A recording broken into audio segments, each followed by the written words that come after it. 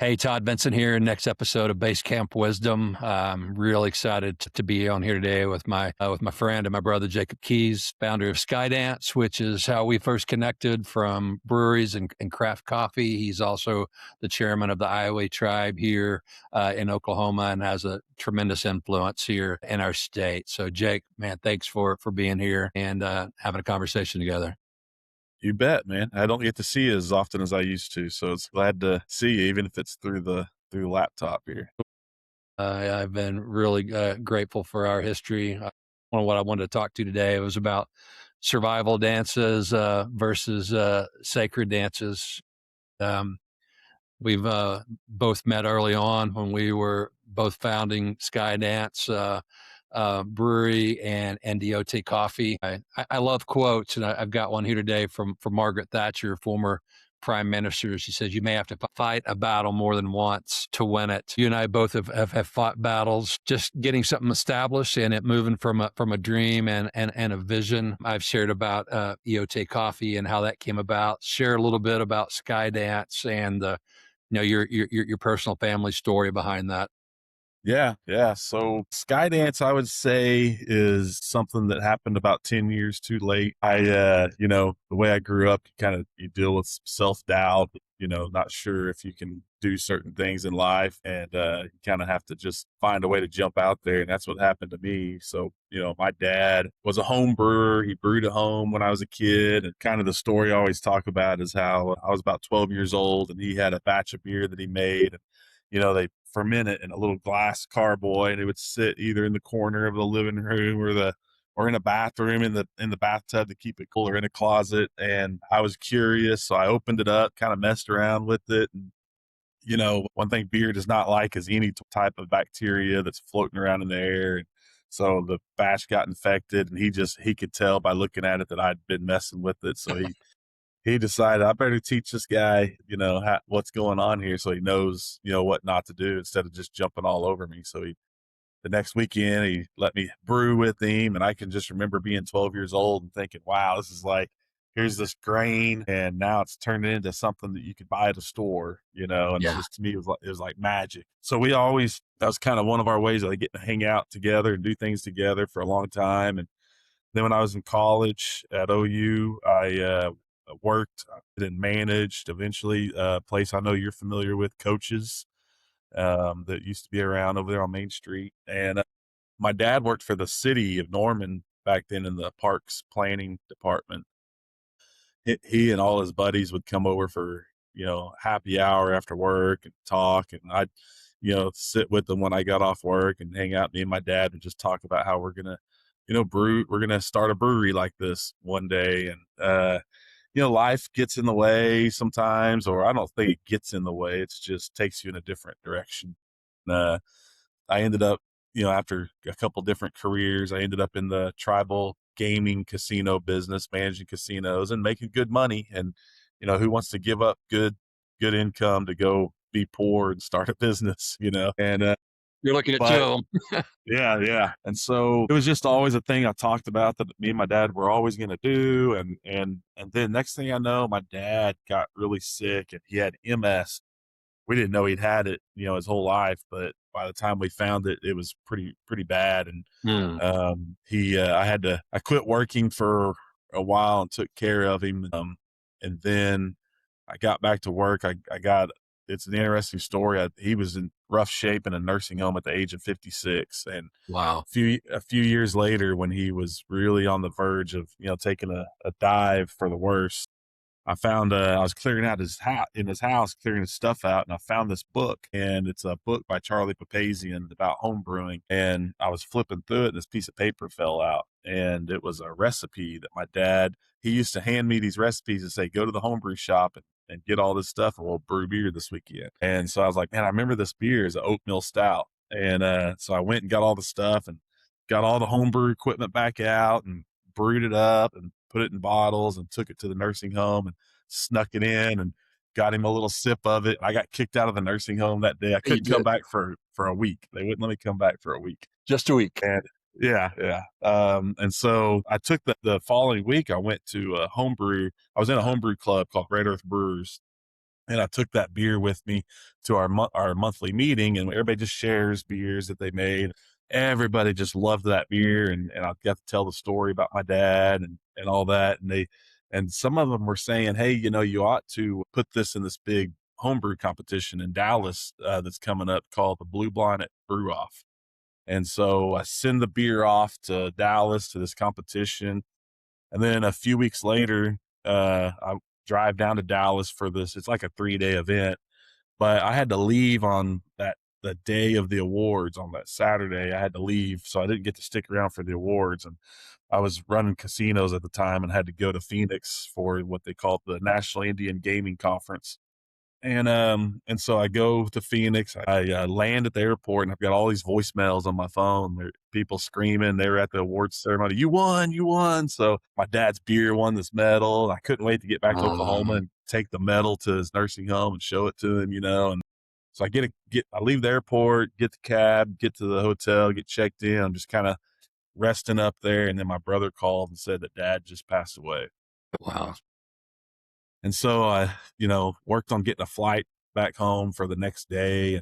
But that night, our tribal chairman at that time and our CEO, who's still our CEO at the tribe, they wanted to go have dinner with me and, just kind of give me some comfort, I think. And so we went and ate dinner, and they told me at that dinner that they're going to build a new casino and they want me to build it and run it. So I was going to get a Mhm. big promotion.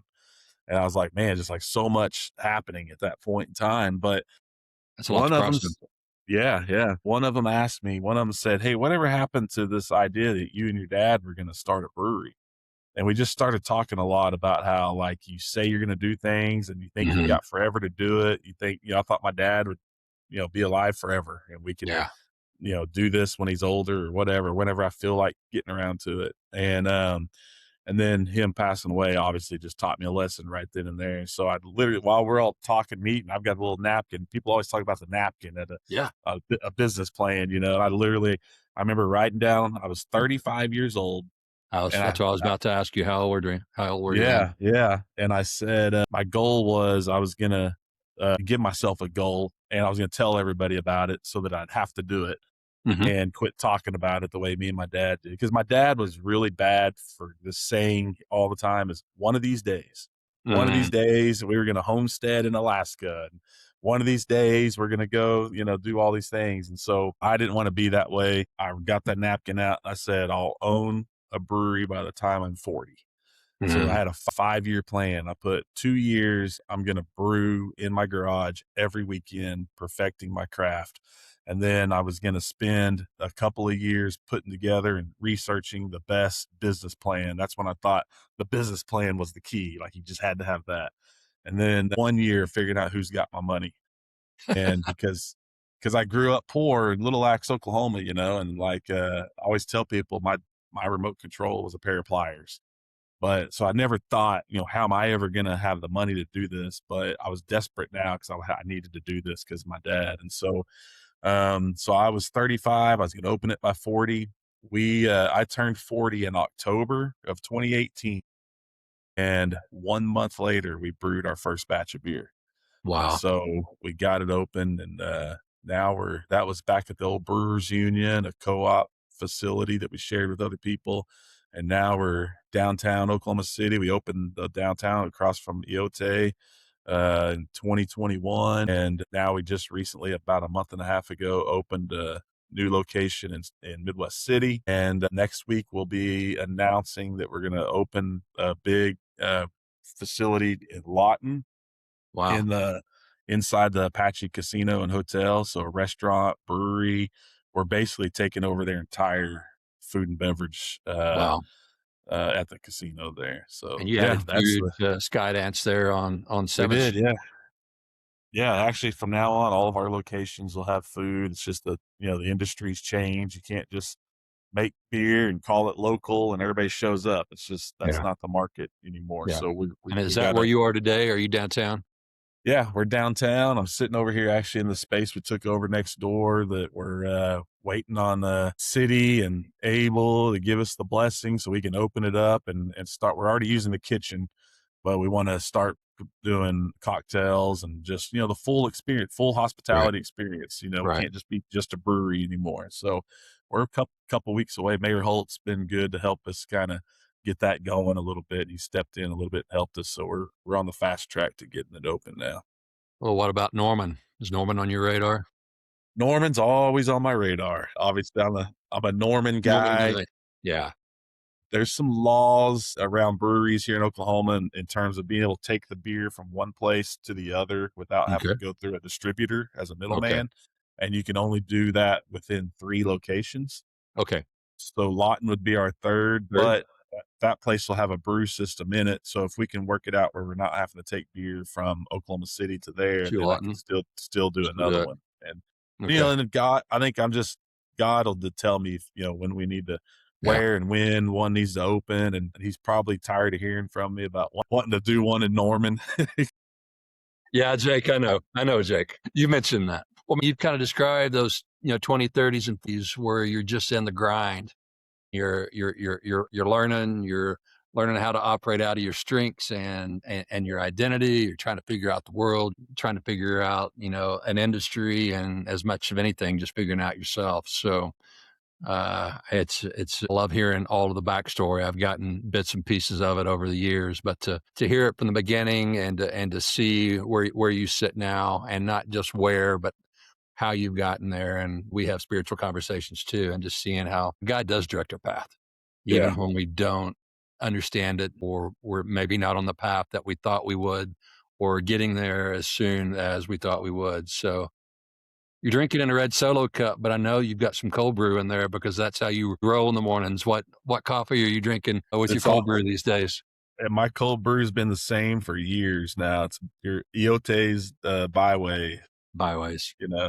That's just kind of seems to make the perfect cold brew for me. That But Guatemalan's hard to beat, and yep, man, you've got it dialed in and got it perfected for us.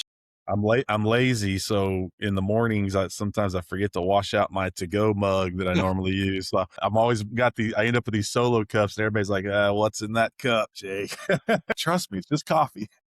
It's Friday somewhere. That's still early. It's still early. That's funny. That's funny. Well, man, we've talked some about survival dance, and sometimes we don't feel like we ever get out of survival mode. And I love that phrase. It came from Richard Rohr. And man, a lot of that we feel like we're falling upward that first half of life. As you get some life experience and get some confidence in the responsibilities, what does that second half of life look for you now as you walk through more of a sacred dance where you do have some experience, you do have some wisdom? I think this is something I think about a lot right now because my son's graduating from Norman North next week, and he's Well, that's going to be right. We've got one too next week down in yeah, Norman High. and he'll turn 18 in July. And I raised him as a single dad, and it's well, I don't know. There's something about your kids getting to that adult age, and it makes you start thinking about the not just the second half of the different phases that you're in, but your whole life.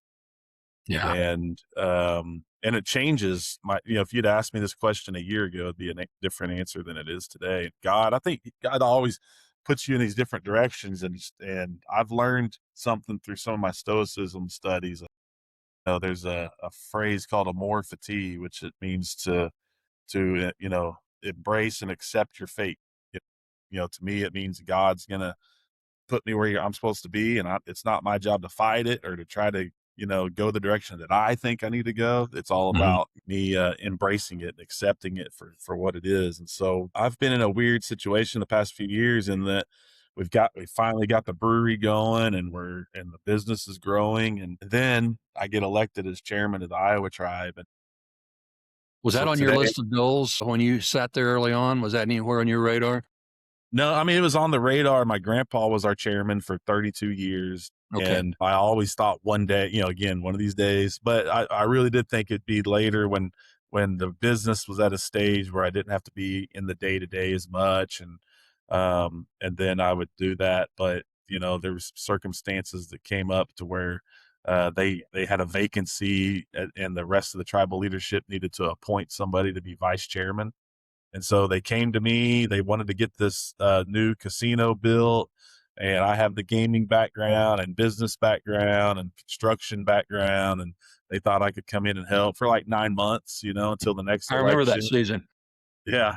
that part And time. yeah. And I was like, yeah, that's perfect. I can like serve my people for a while, returned back to the business. And then that 9 months turned into literally about 3 weeks before it was the deadline to file for election. I got talked into running for chairman. And so I put in for that. And I ran and won by 7 votes, which was kind of crazy. So that was 3 years ago. And we have 3-year terms. So our next election is here in about 3 weeks. Nobody's running against me. I So saw that. I saw that post, and I saw yeah. the. Yeah. So What does I'll that do tell another you? I mean, what is that when you see that?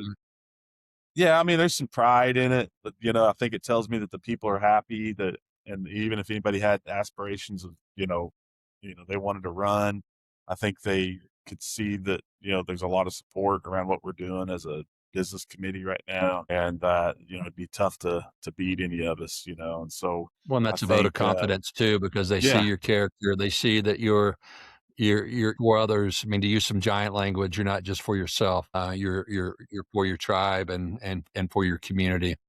yeah, yeah, yeah. So I mean, I think that also I shows don't up because know, you've got locations in downtown and Midwest City yeah, and soon to be Lawton, and you're not just selling a product. You really have created a space for community that you care for people. It's like coffee, that's beer, coffee is just a vehicle yeah. to connect and pour into people. It's really about relationship. Yeah, if you come in I know you've seen it, but if somebody were to come in our tap room here in Oklahoma City and up above the tap handles, there's a quote up there that came from my dad, and it said that good beer brings good people together. I And didn't know that was your dad's quote. yeah, yeah. And so he used to always say that. And man, it's been so true. Our logo for the brewery is like two feathers coming together that create an S. And it means so many different things, two different feathers, two different cultures. I'm half white, half Native American. And then the idea of bringing different people, different opinions and thoughts together. And I can come in that tap room on a Friday, like this afternoon, I'll guarantee you, I'll walk in there and it's the one place because the Capitol is just right down the street. This is one of the few places where I'll look over there and I'll say hi to some of my legislator friends who are Democrats, and over here some hi to some Republican friends, and they're sitting together and having a beer and talking about everything except the stuff they disagree on, Yeah, and it's bringing people together. And when you come in our tap rooms, just like over at EOTE, there's so many different types of people in there. And when you walk into our place, there's not different types of people. You're yeah. all the same. You're all God's children. And it's just like you're talking about that community. So, I mean, I think the second half for me is that I think it's like continuing to grow that. And I have no idea on the tribal leadership side. It's like, it's an unknown, Hmm. where I'm going with it. And I just, I could do 30 years like my grandpa if I could live that long. And, or I could, God willing. Yeah. yeah, yeah. Or this next term could be it. I'll know, I feel like I've gotten pretty good in tune with what God tells me to do and how to listen to that and just follow it and not stress about it. But who knows what's going to happen.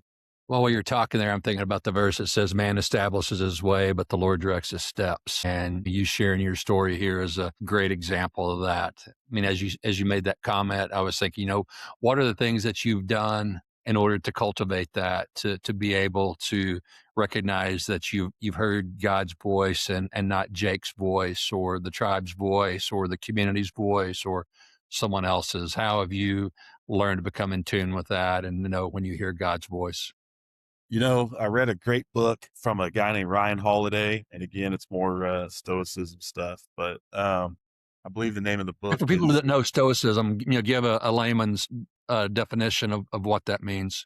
I mean, stoicism to me, I think about it as like Windows, right? Like on your computer, or it's like it's an operating system. I think some people hear me talk about it and they think I'm talking religion, right? And it's like two separate things there. Stoicism is more of an operating system and how I approach things and view things and think about things. And I think if I was just to give the elevator pitch to somebody about it, it's really about only controlling only control what you can control. Don't worry about the things you can't control. Yeah. and focusing on for instance, the book I'm about to tell you about was Silence is the Key. And I learned from that book a lot about just silence. Like literally, you don't always have to say something. You don't always Mm. have to. You can have an opinion. Doesn't mean you have to share it all the time. And then just My listening grandmother to would tell people. me that all the time. Yeah, listening to people, listening to So I literally spend every morning with my cold brew, and I'll sit outside and just silence. And sometimes I'll meditate. I'm not the best at meditating, but meaning sticking to it. There's lots of times I don't really necessarily stick to the routine of it, but I'll sit out there and just kind of find silence. And anytime I'm in a stressful moment or whatever, I try to remind myself to just walk off somewhere and get in silence. And it's really calmed me down a lot. It's gotten rid of a lot of that cortisone, the Mhm. stress. And then it's amazing. It's like people that aren't Christian, I think we're fruity when we talk about God talk to us. I don't know how it is for everybody else. It's not that I literally heard a voice, but Yeah. things hit me that's like, where did Mm. that come from? Like, wow, Yeah. how come I didn't think about that when I was thinking real hard about what to do, when I was stressing all night, when I was uptight? Why didn't I think of that? Well, because I wasn't quiet, I wasn't silent, I wasn't relaxed. And then boom, it hits me. And in my mind, that's God Mhm. telling me something when I hear that. And so I notice that happens a lot when I'm either on a walk in the Mhm. mornings. I'll do a 2 mile walk every morning, or when I'm just sitting in silence somewhere. And, I'll Are go your to our feet power. touching the grass? Or you're on a stream fly fishing on Yeah. your back Yeah. porch? Yeah. Yeah, so I'll literally go sometimes at my office at the tribe. I'll be having just a stressful day. We had to fire somebody, or we had to make a Mhm. big decision that impacts people, that stresses me out. And I'll go to our powwow grounds, our dance circle, our dance grounds, and take my shoes off. Like, that's funny you say that about putting your feet on the grass, because there's something about that. And just do the same thing, just kind of be silent. But if you can figure out how to do that, and how to I would recommend people to learn how to meditate, even if it's just guided meditation through some of the apps you can get. Mhm. But I would recommend people to do that, because it's amazing the way it affects your thoughts, and your Yeah. ability to hear what God's got to say to you. Yeah, the Pause app by John Eldredge is one that really helped me when I was battling anxiety and burnout and depression. I feel like I've been on a nonstop infomercial since about November, plugging Jamie Winship's book on Living Fearless, because there's 3 questions that he refers to all the way through that. And it's really structured and shaped the way I get up in the morning I do the same thing with my cup of coffee, and try to be still that whole first cup of coffee, and not do anything else. But I've gotten in a rhythm of asking 3 questions and then trying to sit still and quiet long enough to listen to him speak. But God, what do you want me to know about my identity today in you? Second question is, where are you at work? What are you doing? And the last one is, God, what do you want me to do? And sometimes that may come with a direction or instruction. And sometimes I want you to be still and know that I am God, Mhm. and have that time in his presence. But if I ask those 3 questions, and then throughout my day look for him to answer through people, through circumstances, or promptings like you described, it's amazing how much more peace I have, and the clarity. I've got a verse I want to throw out to you that feels like a foundational truth, and feels as grounding as my feet touching the dirt or the grass. But it's Matthew 11:28-30. It says, "Come to me, all you who are weary and burdened, and I will give you rest." What do you think about when you hear that verse? Man, I'll tell you, sometimes, Todd, you always do this to me. You give me these little things that I've never really thought of. Like you have a way of. I've read a lot of verses that you'll quote to me, and then when I read it, it's not the way it sounded when you said it. So maybe you should be a preacher, Todd. Yeah, I don't know. I mean, One that hangs out at coffee shops and tap rooms and mountain trails, and yeah. yeah, yeah, yeah. I mean, I don't know. Is that something you've thought about doing? I think just kind of covertly just going through life. Yeah, I think, Yeah, God's called us all to be priests and pastors, but I think we do yeah, it at the pace of life, and we do it at the pace of relationship. I don't know that it's behind a podium. I think it's in coffee shops and mountain trails and hanging out with people where we just get to be real and authentic, finally be honest enough with ourselves and our own brokenness that yeah, it took me a long time to learn that God's not aiming for perfection. He's aiming for relationship. yeah. That's a big deal. I think every time somebody talks about, like, for instance, people talk about Sunday, a day of rest, and I think a lot of us, you know, churchgoers, I think we get in that routine of, like, Sunday's the day we'll do that, right? But the reality of it is, like, that same concept could help you on Tuesday. It could help I you could. on Maybe Tuesday is Thursday. your day that you take a Sabbath, and you know what? Yeah, I've yeah, got a day or a half day that I go off somewhere and or a I do couple of things hours. that restore my soul. And it might Yeah, be mowing yeah, the yard. It might be going yeah, for a 2-mile walk. It may be running down to the blue real quick and yeah, get your line wet. yeah, you've gotta find those things. I talk a lot with my wife, Bobby, who's just former Army and workaholic. Mm, I mean, I don't know when the last time she took a day off. We had somebody quit in the kitchen the other day, and she just got right up and went to the kitchen and cooked all day, and she's mm, never cooked in a commercial kitchen yeah, before. But, she gets I could see it wear on her over time, and I'm constantly trying to tell her what I always tell her is to find hobbies, find a yeah. hobby. But I guess what I'm really trying to tell her is find those things like you're talking about, going fly fishing, going for a walk, doing these things that brings peace to your mind and lets you. There's so many of those little things. I've been on that Blue River down there fly fishing before, and, like, next thing I know, I forgot I was really actually even fly fishing.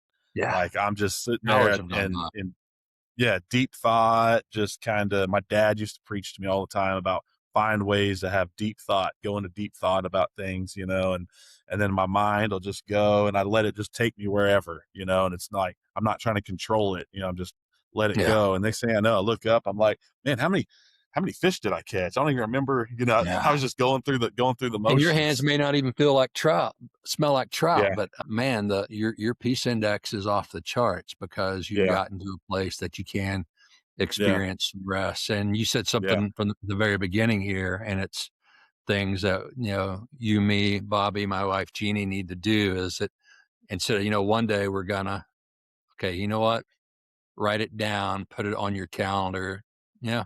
But if it ever finally makes it on our calendar, we yeah. seem to be a lot better at protecting that so that we can That's move into the sacred role, not just survival mode. And that's what broke me in 16 was that I was running hard, making good yeah. time, but really doing it at the expense of my soul. And I was doing good things for other people, but I wasn't taking very good care of myself. And really, I think what I finally discovered was deep down inside, I didn't think I was worth taking care of. And that's Well, hard to say that's out a loud and hear it, but that's the way I was living. It may not be what I thought, but that's the way that I was living.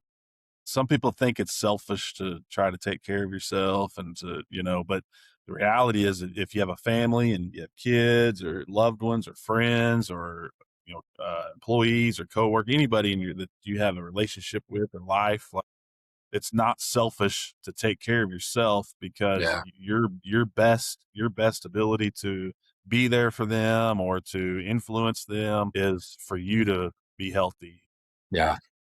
It's like you can't have an impact on the game if you've been sitting on the bench though, or if you're not Yeah. even in the game. So you've got to Yeah. take care of yourself. But those And even in the little NBA, you've got a 2-day rest before you go in and the Thunder yeah, sweeps the next yeah, series. yeah, yeah, You got to have some time to rest. And we were yeah. created to work from a position of rest, not That's earn right. it.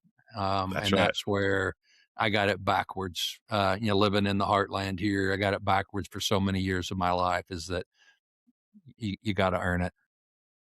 And maybe Yeah, it's that that's the poverty mentality, whether it's physical poverty for us or emotional poverty or relational or spiritual poverty. A lot of times that's the mindset. And just because it's our mindset doesn't mean that it's true.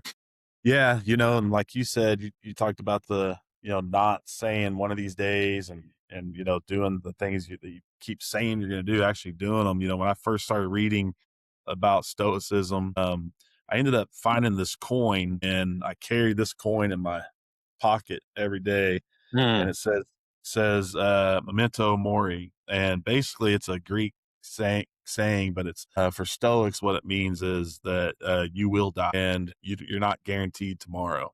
And so every time I reach in my pocket, I find that coin there, and mm. then that just reminds me, to do those things. Call my mom, or to call my brother, or go see my friend who I haven't seen in a while, or all those things that you say you're going to do one of these days. Like, you might not have one of these days. That tomorrow is not guaranteed to you. So I've carried that in my pocket every day for, I don't know, probably going on about 10 years now. Well, you and I have talked about going down the blue and going fly fishing one of these Yeah. days.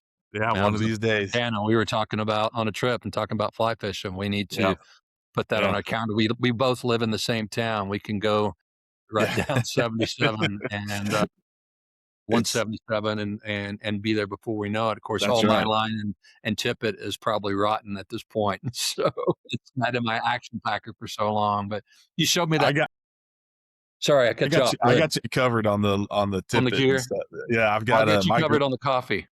my garage is basically an REI at this point. I knew I liked you. Hey, you showed me that coin. It made me think. Where is that award, that medal that you won? Where is that medal hanging for your dad's recipe? It's at my house right now. I've always thought about trying to find ways to put it up somewhere in the brewery, but it's also like means so much to me that I'm afraid to. That Yeah, I'm may just afraid to be let just it for be. you. Yeah, yeah. Or maybe if I ever decide to build myself an office in one of these breweries, I don't Yeah. even have my own office. Maybe You then sound it like me. goes I up. don't have this is my office. My cell phone and my Land Cruiser is my Yeah, office. yeah, And that's yeah, not all bad either. We're not tied down to something. If once you build an office, people expect you to be in it. yeah. Exactly. No, you know that up in Perkins. Yeah, yeah, yeah. They kind of want to see you up there. Yep, yep. You got to be showing your face. Yeah. Hey, the last thing I want to talk about here, and I want to honor your time because it's Friday. I know Jay Sampson with Giant has gone through this with you, but just sharing a tool with folks called the core process. And so it's really helped me take what we've talked about here and it not just being someday, but it allow us to have some actionable steps. And core isn't an acronym for call it, own it, respond, and execute. The first two really help us know ourselves so we can do the last two things, which is leading ourselves. So as you've looked at, I mean, your time with the tribe and also with Skydance and just being a husband and a dad, what's been the learning opportunity for you on each of those? Calling it, owning it. How do I respond by when and who do I invite into the process that helps me get there with some good, healthy, honest accountability? Yeah. I'll tell you, to be honest with you, the biggest things that I've learned in that is just that, um, some of the stuff that, like, you know, the stuff I've learned from Jay and you, and the books I've read from, all the Giant material. A lot of that stuff, when I'm into it and trying to read it and study it, like, I get in this mode of like, okay, is this applicable? Am I going to be able to, like, actually make this something, or Yeah, is it fluff? right. And I do think sometimes some people can get too into the fluff and not ever, Yeah, like, put it into action or yeah. whatever. A lot of inspiration, but no action steps. Yeah, yeah. And so, you gotta call yourself to take action. You've got to call yourself to just do what at that point in time you think is the right things to do. And one of the things I've learned is, like, I used to always talk about, I wish more of our leaders, whether they're tribal leaders or state, federal leaders, that I wish that they were more of like a servant leader. But then as I became, like, owner of a business, or, chairman of the tribe, it's like, okay, well, I used to say that all the time, servant leadership. I used to talk Yeah, about that all the time, but what am I doing that's actually making that happen? And are the people around you that hold you accountable, are they, are they seeing you and you talk about it? yeah, And so, what's been amazing, I felt like I was a pretty good leader as a business owner, But becoming chairman of the tribe really woke me up to this idea that what's most important is all these other people. Like, you're not a leader if nobody's following you. And so, when you start doing things that impacts an entire sovereign nation, and you can see that your actions are having a positive impact on people, Yeah. it's like it's the greatest thing. It's the greatest feeling. I used to think that my greatest feeling was going to be if our business made a bunch of money, or if I won some award for my beer, or were we the best business of the year in OKC or whatever. Those recognition things. And man, what I've learned is that what's been the biggest thing for me has been knowing that the things I'm doing is bigger than me. Yeah. Like, the impact I'm having is bigger than me. Other people, that it's just, to me, that's servant leadership is all of those things that I've talked to you and Jay about or read in those books. It's like all leads back to that idea, that Yeah. servant leadership idea. Yeah. Um, I can't remember the book about the different personalities Yeah. Five traits, voices. Yeah. Five yeah, voices. the five voices, like, golly, like, even that, like, the way it woke me up to how people are different, and you can treat everybody equally. You don't Doesn't mean you treat everybody the same. Right. And by recognizing that and learning about those people, listening to them and figuring out how I can lead them and work with them and get the best out of them, to me, that is being servant. That is, trying to make them successful. And so I don't know if I really actually answered your questions, but it No, popped in yeah, my head. absolutely. Because, you've got some self awareness. And then we realize that once we become a leader, once you've seen that summit and someone's led you to the summit, I thought that was going to be the end all be all, like you talked about on winning an award or recognition or being established. But what I've come to discover, what gives me the most joy is then taking someone else up that mountain and then being the Sherpa instead of being the climber is Yeah. makes a big difference. You've got to experience that with your son and Yeah. see those moments. You get to be that Sherpa in a marriage with your wife. You get to now pour into and equip and set the tone for the culture in your tribe to have exponential influence. It's not addition anymore. It's multiplication. Yeah. The Sherpa story is one of the greatest things I've ever, looked at and listened to. But it also reminds me of, I know, Zig Ziglar, and that's somebody I Yeah. always read and listened to forever and ever. And, like, I You're the literally second person this week that's asked me about Zig Ziglar, really? and it Okay. Yeah. puts a smile on my face. Yeah, a lot of So wisdom there. I live by the quote that probably changed my life the most was that he says, "You can have everything in life you want if you just help enough other people get what they want." Mm, And that's that servant leadership. That's that idea that, you can lead other people to help them get to their goals where they need to be. And by doing that, you'll inherently be successful. And so that's been a big key for my life for sure. well, I was going to ask you what the nugget is that you would share with someone else. You may have just given it to me before I even Yeah. asked. Yeah. Yeah. I think that's 100% it. That's what I always try to share with everybody that I ever lead, all employees, tribal members. That's exactly it. That's good stuff. Well, you've got a lot to celebrate this week with your son graduating. We've got a graduation brunch in the morning, graduation next Friday. It's Let's get crazy. through graduation, and that's within a week. I'm going to text you for a date on the calendar for us to go down to Let's Blue and get that on the calendar here this summer. Absolutely. Then we can Absolutely, man. spend our time talking about that trip instead of one day we need to go do some fly fishing together. Yeah. Yeah. Yeah. We'll get down there and just clean the river out. Man, that would We'll be catch good. we'll catch them all. Man, always good to talk. Long overdue on doing this face to face. So I'm looking forward to that. I'm really proud of you and seeing Skydance take off and seeing God use you in the tribe. So, man, have a good Friday, and we'll Well, talk here more soon.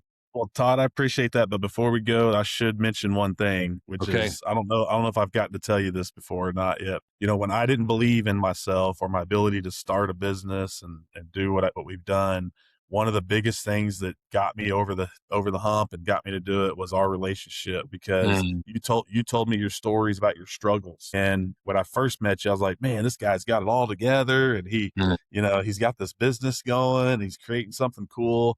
But to see that you are a regular guy, to see that you've had struggles, to yeah. see that you kind of come from the same kind of places that I come from, to see that really told me that, oh, if he can do it, I can do it. So I Mm. think you doing these podcasts and telling stories, and I think sharing your story. That's why I share my story as much as I can, Uh, because I know there's other people like me out there that need to hear that. And so I want you to know how much I appreciate that, oh fam. man, thank you. That means a lot, man. If we will just be authentic with folks and not just show them our highlight reel and what we want people to see on our best day, that I think that has Absolutely. more power than getting Yep. you my scissor seal. Absolutely, man. Well, man, I appreciate that. Thank you, brother. I appreciate you Yep. and really grateful for your friendship. Yep. Appreciate you. Thank you. Hey, we'll talk to you soon. Yep. Hey, thanks for listening to another episode of Base Camp Wisdom, where you hear stories from people who've done the hard miles and made it to the other side. If you want more tools and insights for your own personal leadership journey, head over to overlanderconsulting.com. I'm also excited to announce my new book on Amazon. It's called Mountains of My Mind, and it's a field guide for personal clarity, resilience, and sustainable rhythms. So keep on climbing, but remember, you weren't created to climb alone.